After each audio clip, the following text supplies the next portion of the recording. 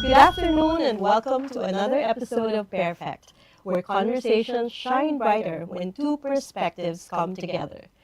Today we're joined by a communications veteran who has been the voice of one of the country's biggest companies. He's the Vice President and Head of Corporate Communications at Meralco, a longtime advocate of truth in media and a leader in the public relations industry. Let's all welcome Mr. Joe Zaldarriaga, or as we fondly call him, Manong Joe. Hi, Dina. Welcome. It's so good to be here, and thank you to the Daily Tribune, especially to your boss, a good friend of mine, Mr. Willie Fernandez, for having me here. I consider the Daily Tribune as a part of my family. I used to have a column with the Tribune, and of course, many collaborations, especially the segment of Ask Manong Joe, which I think is still running in the Daily Yes, it Tribune. is in our digital shows. Yes, so Very happy to have you with us. thank you. It's my today. pleasure. Yes, because I hear congratulations are in Yes. order. Meralco recently bagged 36 awards and was named Company of the Year at the 21st Philippine Quill Awards. Yes. So congratulations. Thank you. So Manong Joe, what do you think made those projects stand out? Well, I think Meralco, this is actually the fifth company of the year that we were able to Wow. garner from the International Association of Business Communicators Philippines, Philippine Quill Awards. We are, of course, very elated and happy with this achievement, but then at the end of the day, it's really for our customers, our stakeholders, and most especially to those who rely on Meralco service day in and day out. Excellence, especially in communications and public relations, has always been at the forefront of what we do every day. We are guided by the initiative of excelling in everything we do, whether it's in customer service, whether that's ensuring that our network is stable, reliable, and able to provide the highest level of service. Goes with the other initiatives of Meralco as well. And the communications, of course, is there to support all of these initiatives. And we'd like to thank, of course, our chairman and CEO, Manuel V. Pangilinan, our MVP, for giving us the inspiration to continue this quest of communication excellence. Hopefully, our stakeholders find value in what we do, and this award is actually really for them. Nandito lang kami para magbigay ng suporta sa mga customers natin at sa mga umaasa sa serbisyo ng Meralco, at patuloy kami na maglilingkod at magbibigay ng impormasyon na sa tingin namin ay magkakaroon naman ng kahit papano saysay at value sa ating mga kababayan. Tama. Communications talaga. Yes. So, you got a lot of awards, and among the winning areas, so you have sustainability, digitalization, public safety. Where do you feel communication makes the biggest impact, and why? I think across all the aspects of our service is where we need to continuously communicate. But my personal favorite, of course, is the Meralco newsroom. It's an out-of-the-box way of communicating to the public in terms of driving the communication initiatives that we have done in the past, and we still continue to do. When we conceptualized this several years back, I was telling myself, will this work? So it was basically an effort on our part to go and push it head on. Another digital platform that makes me very proud as well is Manong Joe. Yes. Which now has 90,000 followers. So to your viewers, please follow Yeah. Manong Joe Facebook page. we hope to continue to grow with, in partnership, of course, with the Daily Tribune, Yes. who's been helping us in terms of providing information to the public. And we will continue on our quest for communication excellence because that's the least we can do as part of our initiative and as part of our mission to educate, to provide information, provide literacy to the public. Okay. I think that's really your expertise, Yes. Manong Joe, that communication. It's not easy, Yes. di ba? You have to be able to express everything very well as you have been doing. Well, I have been in the industry for 40 years Wow. and counting. This is an industry that has been good to me. It has provided me with the avenue to be able to really expound on my field of expertise. And I am just happy that I continuously learn every day. Learning is a process that Never stops. never stops. You have Yeah. to continue learning. I am at the tail end of the boomer generation, so isa ako dun sa mga lumaki na ang gamit ay typewriter, no? If you recall, Yes. in the 70s, late 70s and early 80s. Pushing through the late 80s as well, nandiyan pa yung typewriter until it was replaced by the desktop computer. Yeah. Yung malalaking computer nung Mabibigat. hanggang sa where we are now. Even in our own Cell phone. smartphones, Yes. we can compose a story here and everything is here. And then we have of course, the iPads and the laptops now that is at the disposal of the new generation of workers, the Gen X. And soon I think there's a new generation coming up, which is Gen Alpha.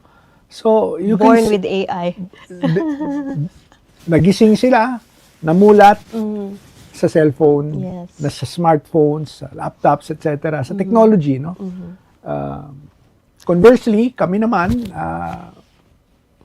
in our generation, it was really something new to us. But having said that, it should not stop us from continuously learning new Yes. things. Ako as a communicator, I firmly believe you have to keep learning. You have to keep studying. Because as long as you are alive, you will learn something new. Right. I agree. And you should not be satisfied with what you know. You have to seek and always look for ways to learn. Yes. And to, do new things. Yeah, that's a good reminder. It's what makes life exciting. Pag merong bago, di ba, na matututunan ka, meron kang maitutulong sa kapwa mo, meron kang pananaw na sa tingin mo ay magiging kapaki-pakinabang. Kasi at the end of the day, Dina, why do we wake up every day? Yeah. Para saan tayo bumabangon? Ika nga, sabi sa isang commercial, di ba? So ako, ang belief ko, bumabangon ako dahil kailangan ko pa rin maglingkod sa mga kababayan natin at sa maliit kong paraan ay magkaroon ng ambag sa lipunan. That's good, that's good. In all your years in the communications industry, I'm sure you've gone through a lot of instances, challenges, or difficult situations. Maybe you can share with us a moment when communication helped Meralco turn a tough situation into a success story. Well, we have always been challenged by rates, especially yes. when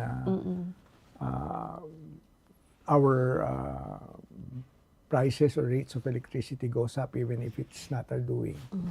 So way back in 2011, we really tried to challenge ourselves. What is the best way to explain to the public why rates vary every month, either up or down?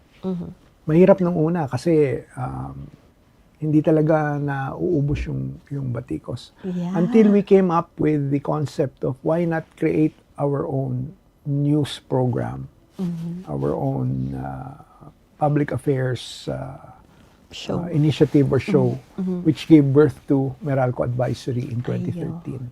Okay. So from that program, we explained in detail where rates go, what comprises the cost structure from generation to transmission to distribution, which is the only cost that goes to Meralco. We explained that extensively. And we also went forward in providing media a monthly explanation on our rates, which we still continue to do to this day. We have a press briefing every month just to explain the All the rate movements. structure or rate movements or the price, whether it goes up or down. I think we're the only company doing that so far. Very actively, I would say. Very actively pushing the information up front. Yes, yeah. And I think, Dina, at the end of the day, it's really just basically transparency. Yeah. Being transparent with your level of service that you provide.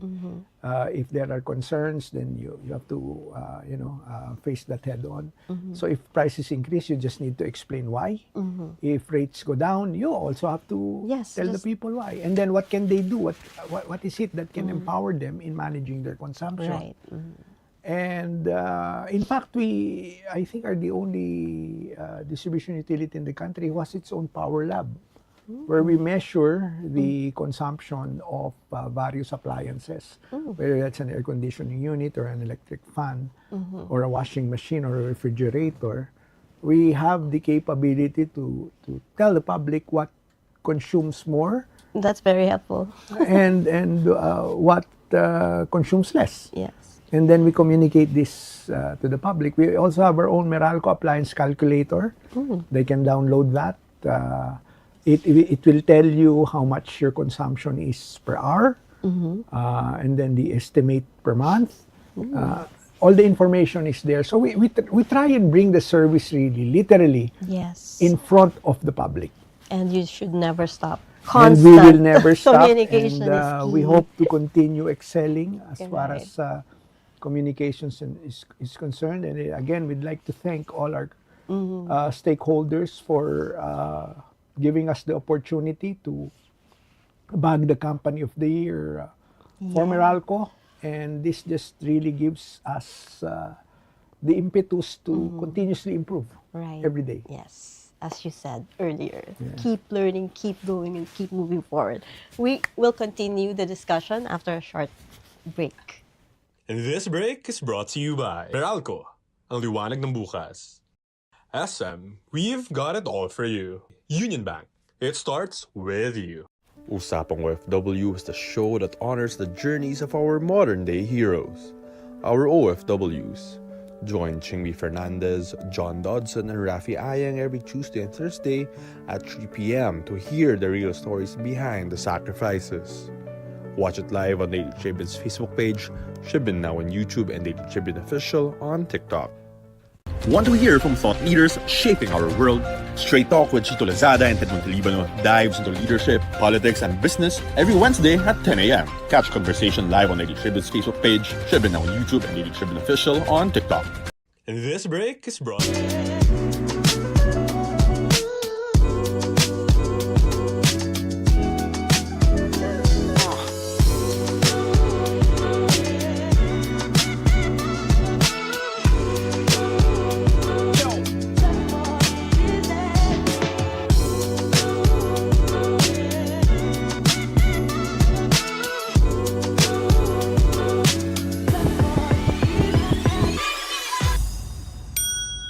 Welcome back. We're still on PairFect, and we're here with Manong Joe Zaldarriaga.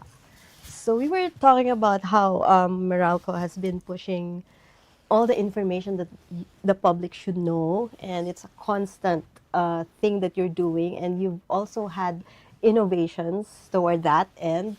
So you have platforms like the Meralco Newsroom, Manong Joe, as you have mentioned, and these have become trusted sources of information. So how did these channels come about, and how do they strengthen your communication efforts? Actually, Meralco Newsroom has been in the pipeline for several years now. We wanted an online platform where the media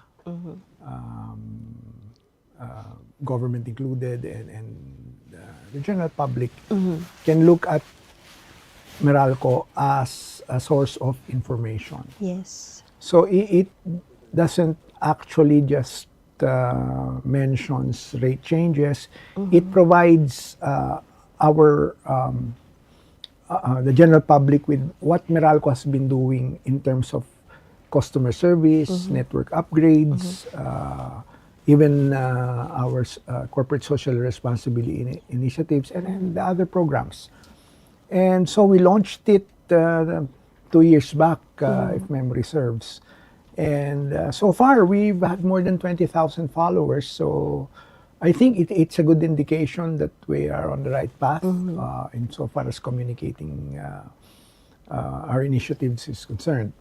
Manong Joe is another platform that I am the one personally interfacing with consumers as Joe Zaldarriaga, the spokesman of Meralco. We conceptualized this because I felt there should be a platform where people can look at me as Joe Zaldarriaga, a friend, a trusted ally, someone they can talk to every single day, who they can give a private message to, and who will respond if necessary, if needed, address even specific concerns. Wow. So because Dina, my principle in life is really, if we will not be able to understand each other, then there is going to be a problem insofar as the relationship is concerned. Right. Wala namang pinagkaiba yan sa mga kapamilya mo, kamag-anak mo, Anyone, kaibigan mo. Pag hindi kayo nag-uusap o wala kayong maayos na diskusyon o paliwanagan, mahihirapan kumbaga magkaroon ng magandang ugnayan. So yung MJ, yung Manong Joe, is a platform where hopefully I, as Joe Zaldarriaga, the spokesman of Meralco, can reach out to the public and tell the public, I'm here at your disposal. I'm here to help you, provide information. And there is one particular advocacy that is also a part of Manong Joe. I am now a senior citizen, Dina. Yeah, I turned 60 in January of 2024, January last year. So I felt it is very imperative on my part, at least in my own little way, to somehow be the voice of many senior citizens in the country. I see. And I have been espousing senior citizens' rights. As you know, we are in the home stretch of our lives, so to speak. So we just like to, leave a legacy behind and continuously provide information that may benefit senior citizens such as myself. And so this is part of what we do every single day. And I'd like to add, we also have a campaign and a program. They can follow us on Facebook as well. We call this Katropa. It's our Meralco's animal welfare campaign. Oh, nice. Animals. I feel very strongly about the humane treatment of stray animals, specifically cats and dogs. And in Meralco, we have many stray animals, particularly cats. So we try our best to address all of these concerns affecting the stray community. At awa ng Diyos, Are you in tie-up with any organization? We have organization partners such as Biyaya Animal Care. Okay, I know them. Of Ms. Rina Ortiz. Yes. And Philippine Animal Welfare Society of Attorney Ana Cabrera. We work closely with them. And we hope to grow Katropa, the animal welfare program of Meralco, and in our own little way contribute to the humane treatment of animals. Yes. So parang Meralco is there in so many different areas of life. Yeah. But to bring it back to Meralco, the the utility The company. energy industry can be very technical. Yes. And that's why communication Yes. is really key. How do you simplify complex issues like rates, or yeah. you were talking about it earlier, energy transition? We, So that we have to sift through all of the information, especially technical data that is out there. We discuss among the team what it is that should be part of the communication initiatives and what should be left as a technical issue. Because at the end of the day, customers only need to know magkano? magkano babayaran ko, Yes, bakit yan ang babayaran ko, saan napupunta yan, exactly. anong magagawa ko para ma-manage ko yung consumption ko. Pag nawalan ako ng ilaw, o kuryente, saan ako pwede tumawag? At sasagutin ba sila? Sino yung mga pwede kong tawagan? Ano yung mga platforms? Kung kailangan ko ng kuryente, saan ako pwede mag-apply? Anong mga requirements na kailangan?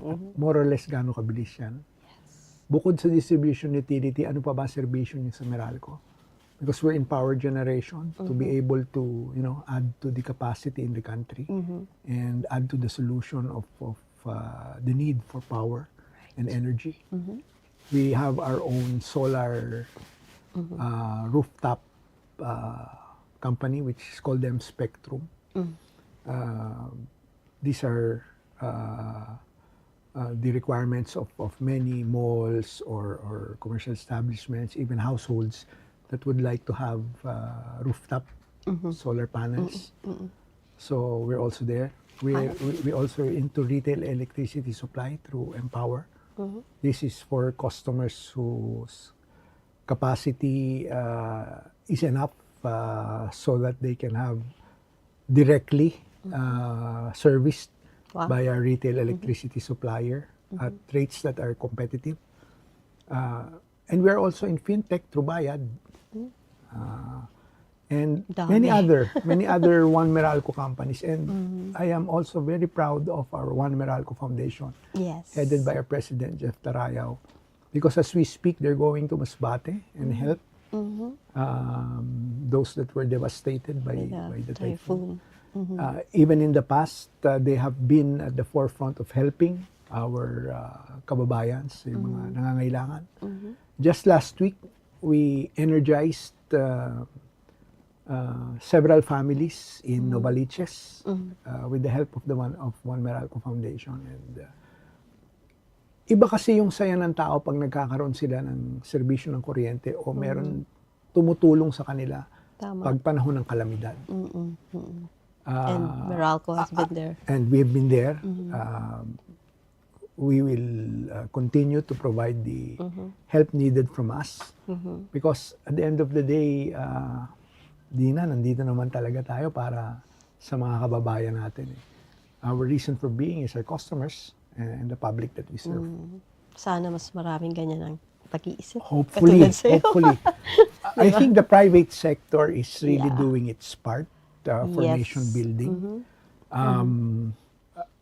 We'd like to be part of the solution, kaya nga itong mga inisyatibang kasama ang One Meralco Group ay bilang aming pagtugon sa pangangailangan ng bayan para sa reliable na serbisyo, hindi lamang ng kuryente, kung hindi ng iba pang mga maaari namin i-provide na serbisyo. No? And we hope to continue that as we go and provide the service we do every day. Oo nga. I'm sure really effective communication helps build trust in the company and the That is brand. true. So that's really very important, and just keeping at it must be an everyday challenge. And I'm sure you know that when it comes to rate adjustments, it's always part of the things that the customers complain about or react to. What's your approach in communicating this so that you keep this trust intact? Well, the challenge really is that there is no other service provider in the Meralco franchise area except Meralco. Therefore, it is imperative on us to explain changes, not only of rates, but other services as well. But as far as rates are concerned, we just have to be very transparent and tell the public what caused the increase or conversely what caused the decrease.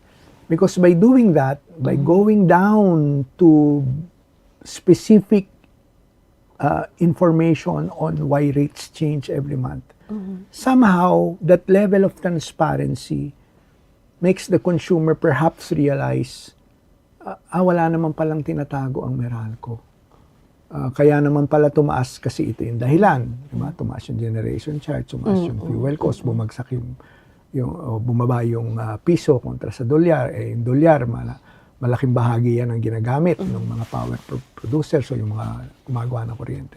Bumaba kasi mas mababa yung bili ng Meralco sa spot market na bumaba yung sa merkado kasi mas maraming nakapag-supply ng kuryente. So, these things, although it's very technical, the challenge really is how do you explain it to the public in a way that they will understand. Siyempre, hindi mo maiaalis pag tumataas, na dyan yung medyo may hindi maganda sentimiento. So, paliwanag mo. Yun lang Kahit talaga. mahirap baguhin yung kanilang pananaw, at least, hindi ka nagkulang sa pagbigay ng impormasyon. Kaysa hindi mo na sasabihin dahil nangangamba ka na baka lang lalong magalit. Hindi po. Okay lang okay lang ho na medyo, syempre, minsan hindi magandang nararamdaman ng consumer pag tumataas ang kuryente. Pero at the end of the day, kailangan paliwanag mo yan. You have to be very transparent. So to me, it's really transparency, providing information the best way you can. The right information. And the right information, di ba? Yeah. Continuously hammer that and provide the public with what they need. Yeah. And at the same time, empower them. Okay, ano magagawa ko naman para mapababa ko yung konsumo ko? Ano yung efficiency levels na pa pwedeng magawa ng customer? Kailangan explain din namin yan. So, that really is the role of our Office of Corporate Communications, and we are really going to keep pursuing that. Yes, walang pagod. Walang pagod. Kailangan walang pagod eh. Ako nga, alam mo Dina, on a personal level, I only stop perhaps consciously or unconsciously working when I sleep. Oh, yun lang. Because Or maybe you dream about it. in the field of communications, you have to be Yes. available 24/7. I agree. I mean, we also Ikaw, alam mo work yan because in you the also work communication. for a newspaper and an Yes. online, very popular online site like the Daily Tribune. So we know the demands Yes, you that never goes really with stop. working Yeah, for the communications industry. yeah. And just like us, you've also been very vocal about fighting Yes. fake news. Yes. So why is this such an important advocacy for you? Aside from my being the corporate communications head of Meralco Dina, I am also the chairman of the International Association of Business Communicators Philippines. We are the first chapter outside of the United States. We were established in 1983, and I'm just following through the leaders then. And I'm also a trustee of the Public Relations Society of the Philippines. I also write columns Yes, online I know. and in a newspaper. So fighting information, disinformation, and fake news has always been my advocacy. Yes. Since the time I From the started start. as a working journalist way back almost 40 years ago. Wow. And I'm also part of, our organization is also part of Think Ka Muna. This is a program launched by MediaQuest to ensure media information literacy across the entire country. So last month we had a signing. I signed for and in behalf of IABC that we are one with them in terms of pushing this program. I was just in Far Eastern University the other day with the communication students, and I'm glad to report that the youth, Generation C, is Z, really Gen also Z. at the forefront of the fight against disinformation, misinformation, and fake news. And I told them Yeah. During my talk, I am elated with the response na hindi lang pala talaga ito malaganap, ito ay isang movement na. So, I think we're getting there. It's a movement now. It's a movement already. So, We're so getting there. for you as an experienced professional in communications, what's your one simple habit or tip Okay, ito. to avoid? Ano ko na, i-promote ko na. Think ka muna. Think Ibig sabihin, isipin mo muna before you click, before you share, before you do anything as far as that information is concerned. Isipin mo muna. Kung ito is too good to be true, malamang peke yan. Or kung outrageous at parang incredible yung information, malamang peke. Equip yourself with the proper tools to determine kung ito ba ay fake o hindi. Unang-unang fake, yung posible kang biktimahin. No? May mga biktima ng mga phishing. May mga biktima ng mga scams. Diba? Ito nga ang huli. Pati yung mga love scam, Dina. Meron din. Yung akala niya, nakikipag-usap siya sa isang tao overseas. Yung pala ang kausap niya, fake. Tapos papadala niya ng pera. Diba? Yung mga ganun mga nababalitaan natin. Sasalubungin niya sa airport, yun naman pala wala.